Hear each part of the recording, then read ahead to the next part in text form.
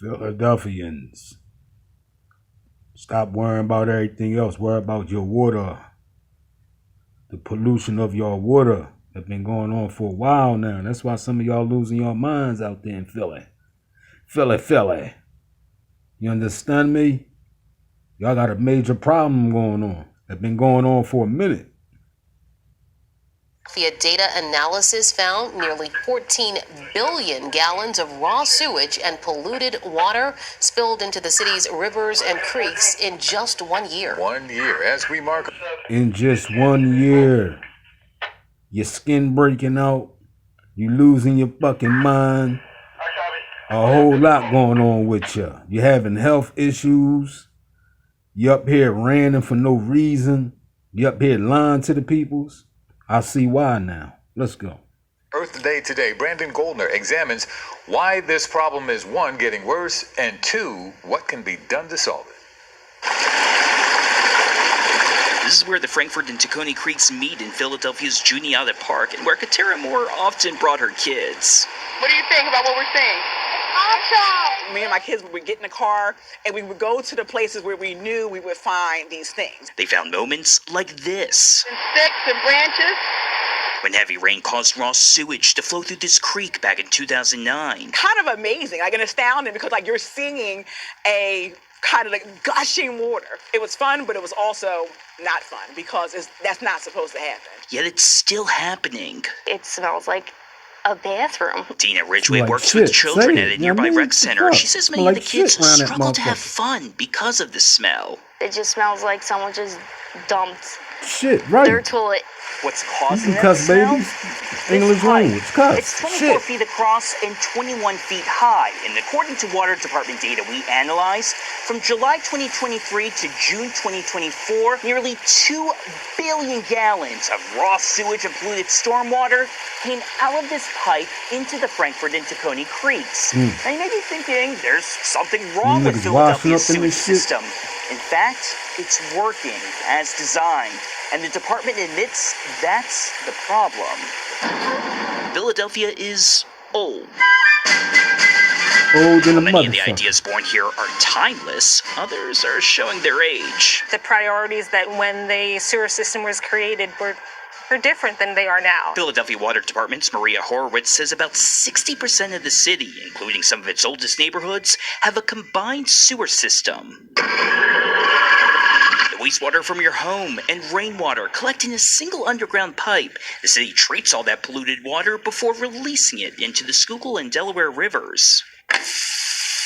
The department says your drinking water is safe because this all happens downstream from where the city scoops up that drinking water.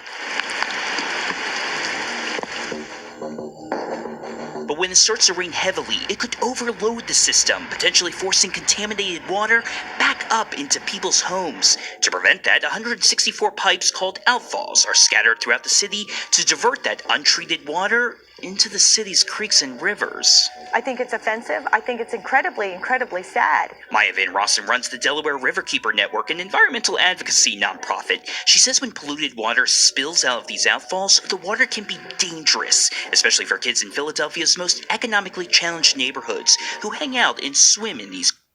As they would say, it would affect the African American community and the Latino community.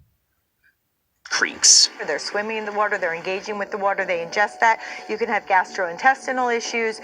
There are potentially issues with hepatitis. Harmful to humans, deadly to marine life, like these fish in Cobbs Creek back in August 2020. We should not be condoning the discharge of raw sewage and toilet paper and feces into our natural systems. Except by law, these spills are almost always allowed. The Pennsylvania DEP says the city can release raw sewage into rivers and creeks only during rainy days. You can see them, you can smell them, they're unsightly, and it's something that needs to be rectified. And Philadelphia Deputy Water Commissioner Mark Camerata warns we could be seeing more spills due to climate change. More intense rainfall events is really stressing out what is an aged asset system we have here.